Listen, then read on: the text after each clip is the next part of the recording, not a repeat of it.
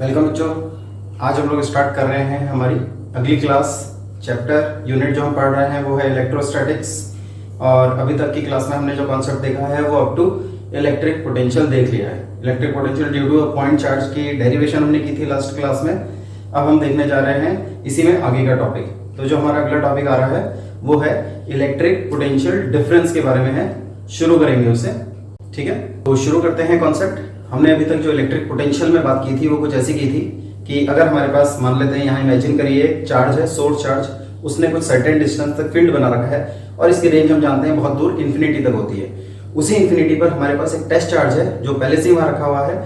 उसको फील्ड के अंदर उठाकर लेकर आना है हमें किसी एक पर्टिकुलर पोजीशन पर। वहां तक उठाकर लाने में जो भी वर्क करेंगे, वर्क क्यों करना पड़ रहा है? क्योंकि हम ये अज्यूम करके चल रहे हैं कि जैसे सपोज ये पॉजिटिव चार्ज है, सोर्स चार्ज, और हमारा टेस्ट चार्ज जैसे फील्ड के अंदर एंटर करता है उस टेस्ट चार्ज पर ये सोर्स चार्ज फोर्स लगा के उसे बाहर पुश करना शुरू कर देता है। उसके अगेंस्ट में हम वर्क करते हैं बट फोर्स उतना ही लगाएंगे जितना हमारा सोर्स चार्ज लगा रहा था, so that there is no acceleration on the body and the calculation of the work done will be exactly equal to that value which can be done by this charge, source charge.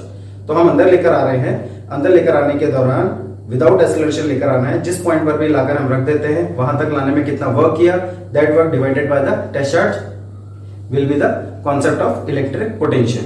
इतना हम देख चुके हैं। इस बात को अब हम पोटेंशियल डिफरेंस के फॉर्म में देख रहे हैं, दोबारा से देखेंगे।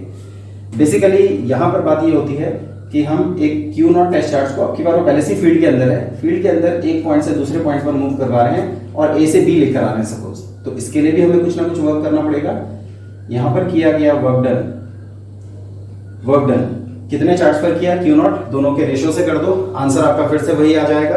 बट यहां पर ये पोटेंशियल के, इलेक्ट्रिक पोटेंशियल के डिफरेंस की फॉर्म में है। तो हम कॉन्सेप्ट बिल्कुल वही लगाएंगे जो हमारा इलेक्ट्रिक पोटेंशियल का था कि अगर टेस्ट चार्ज को, क्यू नॉट को आप उठाकर बाहर से ए पर लेकर आते हैं, कुछ वर्क करना पड़ता है, तो वो यहां पर आने वाले पोटेंशियल वी ए पोटेंशियल के बराबर होगा।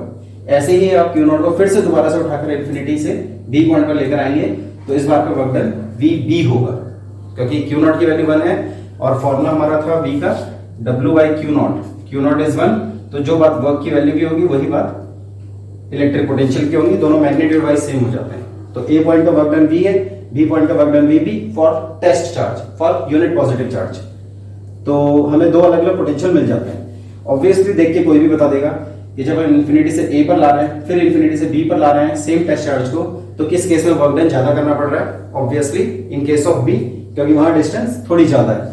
तो अब अगर कोई आपसे पूछेगा ए से बी लाने में कितना वर्क किया, तो टोटल देख लो बी तक कितना किया, उसमें से ए का कितना हुआ, दोनों इस वैल्यू को सब्ट्रैक्ट करवा दो पहली वाली वैल्यू से और आपको ए से बी का पोटेंशियल डिफरेंस मिल जाएगा। V B A final minus initial, यही हमारा पोटेंशियल डिफरेंस है। फॉर्मूला यहां भी W बाई क्यू नॉट आता है और पोटेंशियल डिफरेंस में यहां भी हम formula 1/4 pi epsilon naught q by r pattern का ही यूज करेंगे।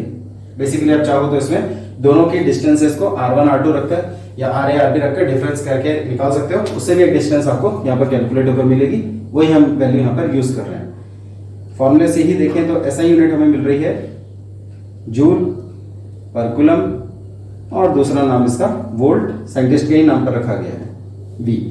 ऐसे ही क्वांटिटी के टाइप की बात करें तो दिस इज स्केलर पहले की तरह, और अगर डायमेंशनल फॉर्मूला रखना है तो वो भी हमें W बाई क्यू नॉट से मिलता है। W by Q not, W के लिए आपको बताया था ml2t-2, चार्ज के लिए AT, सॉल्व करेंगे तो ml2t-3 A-1 आ जाएगा। ये हमारा कॉन्सेप्ट है पोटेंशियल डिफरेंस का। एक्चुअल प्रैक्टिस में हम मेनली पोटेंशियल डिफरेंस को ही ज्यादातर यूज करते हैं। ऑब्वियसली इलेक्ट्रिक पोटेंशियल डिफरेंस का ही यूज किया जाता है, क्योंकि हमें चार्ज को जब भी मूव कराने की जरूरत पड़ती है एक्चुअल प्रैक्टिस में तो वो शॉर्ट डिस्टेंसेस पर ही होता है। इन्फिनिटी से फील्ड के अंदर लाने की एक्चुअल प्रैक्टिस में सच नीड आती नहीं है। बाकी हमने इंक्लूड डेफिनेशन करने के लिए मैक्सिमम केस लिया था, इसलिए हम बात इन्फिनिटी के रेफरेंस में कर रहे हैं, so that every range of field can be included in this. तो ये है हमारा इलेक्ट्रिक पोटेंशियल डिफरेंस का केस। ठीक है, आगे बढ़ेंगे। तो अगला कॉन्सेप्ट आ रहा है electric potential energy. 11th class से रिलेट करें जैसा कि अब तक करते आ रहे हैं हम लोग बार बार, तो हमने वहां पर भी देखा था जब हमने ग्रेविटेशनल पोटेंशियल पढ़ लिया था तब हमने ग्रेविटेशनल पोटेंशियल एनर्जी के बारे में बात की थी। जब ग्रेविटेशनल पोटेंशियल की बात करते थे तो यूनिट मास आता था m0 इस, और आगे जाकर फिर हमने जब ग्रेविटेशनल पोटेंशियल एनर्जी की बात की थी तो जनरल मास की बात हो रही थी, यानी पर यूनिट मास लेने की जरूरत नहीं थी, वो टोटल मास के लिए यूज हो रहा था। ऐसे ही यहाँ पर भी पर यूनिट चार्ज या टेस्ट चार्ज जो हम ले रहे हैं, अब हम जनरल चार्ज की बात करेंगे और पर यूनिट चार्ज ना लेकर टोटल वर्क डन की बात करेंगे। एनर्जी की अगर हम बात करें तो पोटेंशियल एनर्जी हमें हमेशा वर्क डन की फॉर्म में मिलती है फिजिक्स में। तो जैसे कि अगर हम इमेजिन कर लें कि हमारे पास यहाँ दो चार्जेस हैं Q1 और Q2, बहुत दूर है इंफिनिटी पर, इनको किसी खाली जगह में लेकर आना है। तो हमें मालूम है कि जब हम किसी चार्ज को फील्ड के अंदर लाते हैं तो वर्क करने की जरूरत पड़ती है, लेकिन यहाँ पर अगर हम Q1 और Q2 जो दो चार्जेस हैं उनको यहाँ से शिफ्ट करा के लेकर आते हैं, तो जब हम पहले चार्ज को लेकर आएंगे, मान लेते हैं Q1 को उठाकर यहाँ लेकर आए हैं, अपोज कराने वाला कोई नहीं है, किसी तरह का वर्क डन नहीं होने वाला। लेकिन जैसे ही Q1 यहाँ रख दिया जाएगा, ये अपना एक फील्ड बना लेगा, कोई सर्टेन डिस्टेंस तक मान लेते हैं, बहुत बड़ी रेंज होगी, मैक्सिमम इनफाइनाइट तक जाता है, लेकिन ये कोई सर्टेन फील्ड जहां इसने बना लिया, उस फील्ड की वजह से अब ये Q1 तो यहां से हट चुका है। अब हमें Q2 को लेकर आना है Q1 के पास एक सिस्टम बनाने के लिए। तो इंफिनिटी से दूसरे चार्ज के पास लेकर आने के लिए सिस्टम वही है, पोटेंशियल या पोटेंशियल डिफरेंस वाला कॉन्सेप्ट यूज करेंगे। इसको हम उठाकर लेकर आएंगे यहां से कहीं यहां पर, तो कुछ वर्क करना पड़ेगा। कितना वर्क किया है वो इसको मूव कराने में आने वाला वर्क डन इस अरेंजमेंट में, सिस्टम ऑफ चार्जेस में स्टोर हो जाएगा, known as electric potential energy, और आप इलेक्ट्रोस्टैटिक पोटेंशियल एनर्जी भी इसे बोल सकते हैं। मान लेते हैं Q1 ने r डिस्टेंस पर पोटेंशियल बनाया है V, ये V1 है, Q1 चार्ज का पोटेंशियल है। तो पोटेंशियल या पोटेंशियल डिफरेंस का कॉन्सेप्ट है यूनिट चार्ज के लिए कि it is the amount of work done, it is the amount of work done in moving a unit charge from infinity to that point. तो V1 is the amount of work done for moving 1 unit charge. तो अगर 2 unit charge के लिए करेंगे तो 2V1 हो जाएगा directly, 3 unit charge के लिए करेंगे 3V1 हो जाएगा, 10 यूनिट चार्ज के लिए करेंगे 10V1 हो जाएगा, तो Q2 चार्ज के लिए करेंगे तो Q2V1 हो जाएगा। यानी जब हम Q2 को यहां से उठाकर यहां लेकर आएंगे, एक सिस्टम बनाएंगे, तो हमारा जो वर्क डन होगा वो इन दोनों का प्रोडक्ट होगा, और यही इसमें स्टोर हो जाएगा एनर्जी की फॉर्म में। तो डेफिनेशन में बोलते हैं it is defined as amount of work done इन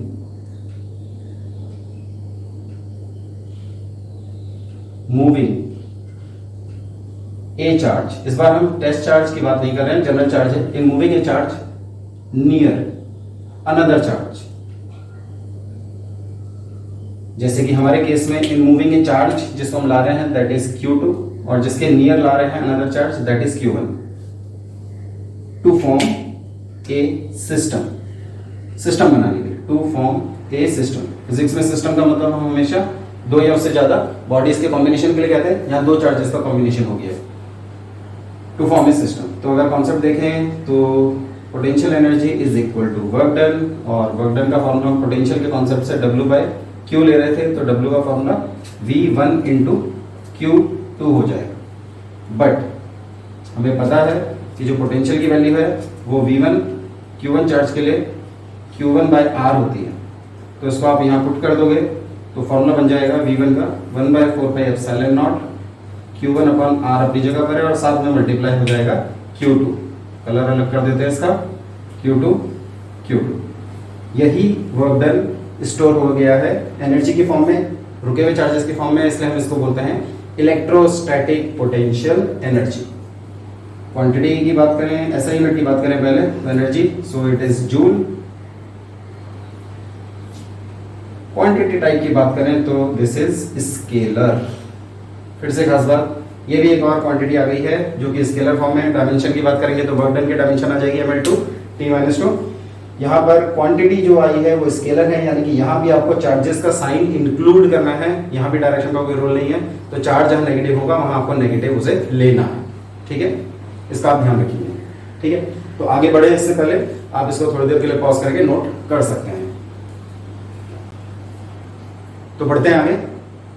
हमने देखा concept of electric potential difference, electric potential energy आ गई, and now we are going to discuss about electric potential due to electric dipole at any point. हमने पहले भी derivation की है, electric field intensity को लेकर की थी, वहां एक्सियल किया था, इक्वेटोरियल किया था, उसके बाद एनी पॉइंट भी किया था। यहाँ हम एनी पॉइंट डायरेक्ट कर रहे हैं, उससे ही हम electric potential eight axial, equatorial और एट एनी एंगल थीटा, तीनों ही कैलकुलेट कर लेंगे। तो जनरल डेरिवेशन करने वाले हैं।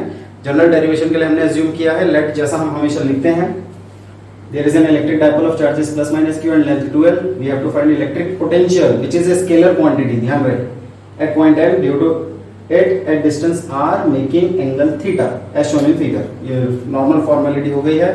हमारे पास एक इलेक्ट्रिक डायपोल है, इसके सेंटर से ये पॉइंट m जो कि r डिस्टेंस पर है, ये डिस्टेंस r है, और इस डिस्टेंस ने एंगल बना रखा है थीटा।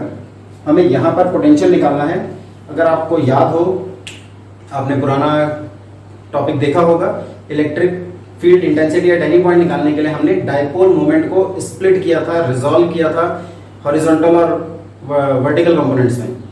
यहाँ पर हम वो काम नहीं करने वाले हैं, क्योंकि वहाँ पर हम जो क्वांटिटी निकाल रहे थे वेक्टर क्वांटिटी निकाल रहे थे। यहाँ हमें मैग्नीट्यूड फाइंड करना है, तो हम वेक्टर को सॉल्व करने का मैग्नीट्यूड का फॉर्मूला निकालने वाला मेथड जरूर लगाएंगे। आपको याद होगा triangle law of vector addition.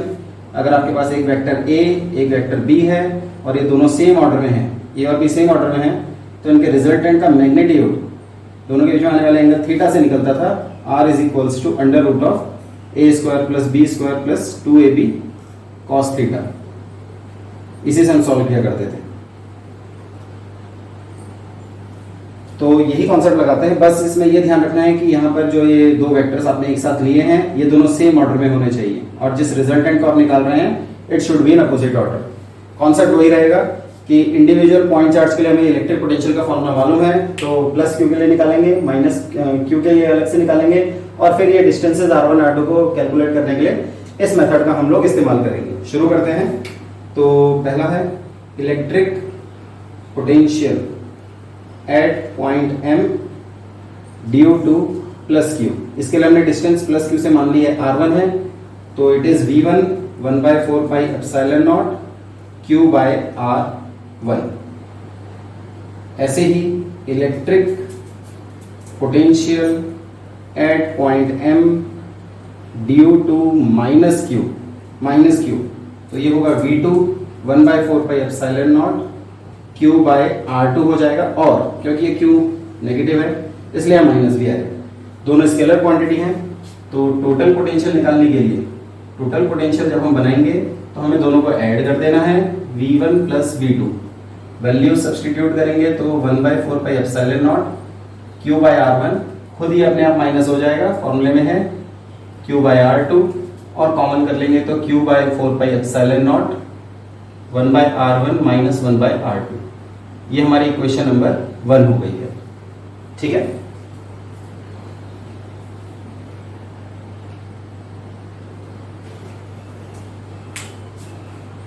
ये हमारी इक्वेशन नंबर 1 है। अब हमें इसमें r1 और r2 जो कि रेसिप्रोकल में है उनकी वैल्यूज निकालनी है। उसके लिए हम कॉन्सेप्ट लगाएंगे ट्रायंगल ऑफ वेक्टर एडिशन के मैग्नीट्यूड का फॉर्मूला निकालने के लिए।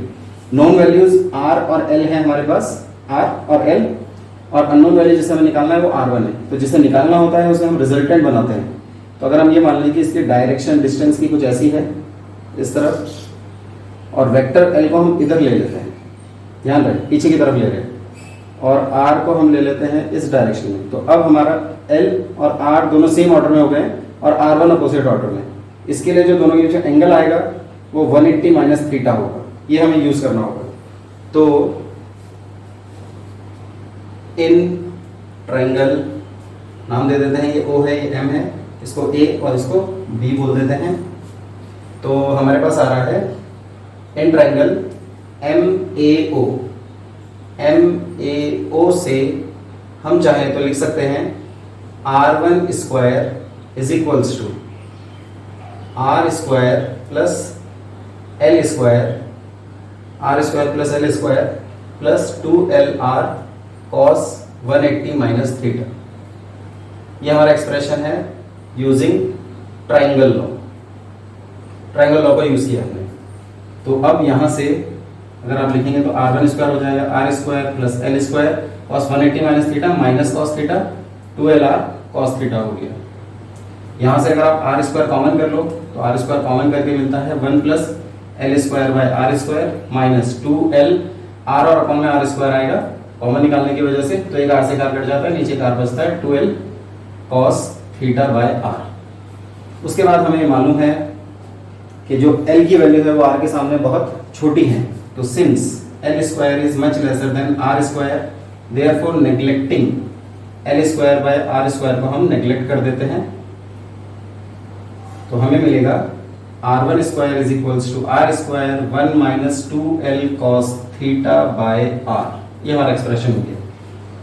R1 स्क्वायर है, स्क्वायर हटाना है तो R1 बना दो, ये स्क्वायर हट जाएगा और यहाँ पर स्क्वायर हटने के हिसाब से आप जानते हैं सिंगल पावर है तो हमें अंडर रूट यानी कि पावर 1/2 में लाना होगा। फिर हमें जरूरत जो है वो R1 की नहीं बल्कि 1/R1 की है, तो हम यहाँ इसको रेसिप्रोकल कर रहे हैं। ध्यान देंगे हमने अभी तक जो सॉल्व किया R1 square R square common निकाला है, यहाँ से R स्क्वायर कॉमन निकाला है, कॉमन वाला बाहर हो गया, डिवाइड वाला अपॉन में बच चुका है, ऐसे यहाँ पर भी अपॉन में अज्यूम करना था, एक R से कार काट दिया है, एक्सप्रेशन बना। फिर ये एक्सप्रेशन बहुत छोटा है, इसको हमने इग्नोर कर दिया है, इग्नोर हो चुका है और इग्नोर होने के बाद ये रिलेशन बचा। अब हमने स्क्वायर रूट कर दिया दोनों तरफ, तो स्क्वायर रूट यानी पावर 1/2 और अब हम इसको रेसिप्रोकल करने जा रहे हैं। R1 का 1/R1, R का 1/R और इसको मैंने क्या किया अपॉन में ले जाकर फिर वापस ऊपर कर दिया और इससे इसकी पावर बन गई है नेगेटिव -1/2। इसके बाद हम लगाते हैं इसमें बाइनोमियल एक्सपेंशन। आपने पढ़ा होगा 11th क्लास में यूजिंग बाइनोमियल एक्सपेंशन, जिनके पास मैथमेटिक्स थी उन्होंने पढ़ा होगा और अगर नहीं भी पढ़ा तो फिजिक्स में भी हमने इसको यूज़ किया है। बाइनोमियल एक्सपेंशन में एक फॉर्म हम यूज़ करते हैं 1 + -x to the power n अगर है माइनस में, तो ये बन जाता है 1 - +nx। ये हमारा फॉर्मूला बनता है 1 ± 1 प्लस मान लेते हैं सपोज कि 1 + x की पावर -n है तो 1 - nx, 1 - x की पावर -n है तो 1 + nx। हमारा वाला ये नीचे वाले फॉर्म से मैच कर रहा है 1 - x, इसको हमने x मान लिया, पावर n 1/2 हो गया, माइनस ऑलरेडी है तो 1 + nx लिखना है हमें और उसके अकॉर्डिंगली ये कुछ ऐसा बन जाएगा 1/R1 1/R 1 माइनस का प्लस हो चुका है, n यानी कि 1/2 मल्टीप्लाई हो जाएगा और 2L cos theta by R बच जाएगा। 2 से 2 आप कैंसिल कर दो तो फाइनली ये बच रहा है 1/R 1 + L cos theta by R। ठीक है, इसको आगे बढ़ाएं। उससे पहले आप इसमें थोड़ा सा अगर कुछ नोट करना चाहें तो पॉज करके नोट कर लीजिए, क्योंकि अब हमें इसे आगे करना है तो थोड़ा सा हमें जगह की ज़रूरत पड़ेगी। कुछ लेट वगैरह फिगर वगैरह बनाएंगे तो नोट करेंगे, तो बढ़ाएंगे इसको आगे। ये बन रहा है 1/R1 = 1/R, अंदर बच गया 1 + L cos theta by R। ये हमारा एक्सप्रेशन आ गया। ये तो हमने 1/R1 निकाला है, अभी हमें 1/R2 भी निकालना है। सेम मेथड लगेगा, डरने की जरूरत नहीं है, आपको इतना सब नहीं करना है। यहाँ पर हम यूज करेंगे एक मैजिकल वर्ड, वो है सिमिलर। फिजिक्स में ऐसा कर लेते हैं हम, जब एक जैसा पैटर्न दोबारा करना होता है तो हम सिमिलरली लिखते हैं, डायरेक्ट लिख सकते हैं 1/R2, बट ये समझना जरूरी है। इस बार R2 की वैल्यू निकालनी है तो ट्रायंगल MAO की जगह होगा BMAO की जगह MBO। MBO में ये L इधर ही आ जाएगा, ये R ऑलरेडी इधर है क्योंकि इसको हम फिक्स कर चुके हैं, हम चेंज नहीं कर पाएंगे, R को इधर ही रखना है तो L को इधर लेना पड़ेगा, यानी कि एंगल इस बार थीटा चलेगा और आपका R2 अपोजिट ऑर्डर में बन चुका है। R2 अपोजिट ऑर्डर में आ गया, तो R2 को निकालने के लिए 180 - थीटा की जगह थीटा लेना है, तो टैली कर लेते हैं। अगर यहाँ थीटा है तो यहाँ माइनस नहीं होगा बल्कि प्लस रहेगा, प्लस प्लस प्लस प्लस, और जब ये प्लस होता है तो ये बन जाता है माइनस, यानी यहाँ माइनस आना है। तो हमारा फॉर्मूला बन रहा है 1/R 1 - L cos theta by R। बस ये वैल्यूज आ गई है, अब तो उसमें पुट कर देना है फर्स्ट इक्वेशन में। तो first equation implies that putting in first equation में पुट करने जा रहे हैं v = Q/4πε0 था, अंदर 1/R1 की वैल्यू, तो 1/R 1 + L cos theta by R। ऐसे ही आगे है -R2 तो 1/R 1 - L cos theta by R। ये हमारा फॉर्मूला लग गया। 1/R दोनों में कॉमन है, बाहर कर देते हैं 1/4πε0 Q/R कॉमन आ रहा है और अंदर बच रहा है 1 + L cos theta by R -1 + L cos theta by R। Minus open कर दिया है ब्रैकेट के ऊपर तो दिख ही रहा है -1 से +1 कट गया, L और L मिलाकर हो गया है 2L। 2L अगर हो गया तो आपको पता ही है 2l q के साथ कंबाइंड हो जाता है, q अपॉन r है, साथ में आ गया 2l cos theta by r। आपको पता है q और 2l को मिलाकर हम हमेशा क्या लिख देते हैं, बिल्कुल 1/4 p cos थीटा, और नीचे r और r मिलाकर हो गया r स्क्वायर। तो यही हमारा v एनी पॉइंट का फॉर्मूला हो चुका है, 1/4 p cos theta by r square. और यहां से खास बात ये पता चल रही है कि this time v is inversely proportional to square of the distance. Normal point charge के लिए ये सिंगल पावर के इनवर्स होता है, यहाँ स्क्वायर के साथ इनवर्स में आ रहा है। और साथ ही साथ अब हम इसके स्पेशल केस भी देख पाएंगे, स्पेशल केसेस। अब अगर फिगर आप हटा भी देते हैं तो कोई प्रॉब्लम नहीं है। स्पेशल केसेस की बात करेंगे तो दो स्पेशल केसेस हैं हमारे पास, एक है एक्सियल पोजीशन का और एक है इक्वेटोरियल पोजीशन का, और इनके बारे में आप पहले से ही जानते हैं। एंगल्स वगैरह की वैल्यूज क्या रखते हैं ये। अगर मुझे ये पॉइंट एक्सियल पर लाना है तो मैं ऐसे लेकर आऊंगा, ये जो थीटा है ये थीटा आपको दिख रहा होगा, घटकर ये 0 हो जाएगा। और इक्वेटोरियल पर ले जाना है तो परपेंडिकुलर। तो एक्सियल पर थीटा 0 डिग्री, इक्वेटोरियल पर थीटा 90 डिग्री। वैल्यू रख लेते हैं, v एनी से v एक्सियल बन जाएगा, cos 0 डिग्री 1 होता है, तो 1/4 p अपॉन r स्क्वायर। ये हमारा रिजल्ट डायरेक्ट आ गया। और ऐसे v इक्वेटोरियल की बात करेंगे तो 1/4 p अपॉन r स्क्वायर, और साथ में cos 90, आप जानते हैं cos 90 की वैल्यू, बिल्कुल। और एक कहानी यहीं पर इसकी खत्म हो जाती है। यानी कि इक्वेटोरियल पोजीशन एक ऐसी पोजीशन है जहां पर पोटेंशियल 0 होता है बट इलेक्ट्रिक फील्ड 0 नहीं होता। एक नंबर में क्वेश्चन भी पूछा जाता है, name the position eight which electric potential is 0 but electric field is not. तो आपका आंसर होगा equatorial position of the electric dipole. ठीक है, आपके पास इन रिजल्ट्स को निकालने का तरीका वो भी है जो आप एक्सियल और इक्वेटोरियल की डेरिवेशन कर चुके हैं इलेक्ट्रिक फील्ड की, उसी पैटर्न पर आपको इलेक्ट्रिक पोटेंशियल आप निकालेंगे। तो ये फॉर्मूले भी आपको उन सेपरेट डेरिवेशन से मिल जाएंगे। आप अपने लिए सेपरेटली होमवर्क करके देख सकते हैं कि जब आप एक्सियल पर निकालेंगे तो इलेक्ट्रिक फील्ड के लिए जो डिस्टेंस r-l और r+l ली थी उसी पैटर्न पर लेना है। यहाँ डायरेक्शन का कोई झंझट नहीं है, सीधे वैल्यू सेपरेटली निकालो यूजिंग सिंगल पॉइंट चार्ज, ये वाला फॉर्मूला लगाकर, और दोनों को मर्ज कर दो, दोनों को सम कर दो। आपको दोनों ये रिजल्ट एग्जैक्टली ऐसे मिल जाएंगे जो यहाँ पर हमने एनी पॉइंट के फॉर्म में किया है। ठीक है, तो इंपॉर्टेंट डेरिवेशन है, रैंडमली थोड़ा सा टेक्निकल भी है, लेकिन आप प्रैक्टिस करेंगे तो इजीली हो जाएगा। इसको जरूर 2 से 3 बार जरूर अपने आप प्रैक्टिस करें एक बार देखने के बाद, और ये आप इजीली इसको फिर कर पाएंगे। ठीक है, तो आज की क्लास में इतना ही करते हैं, बाकी मिलेंगे अगली क्लास में। Till then take care, good bye.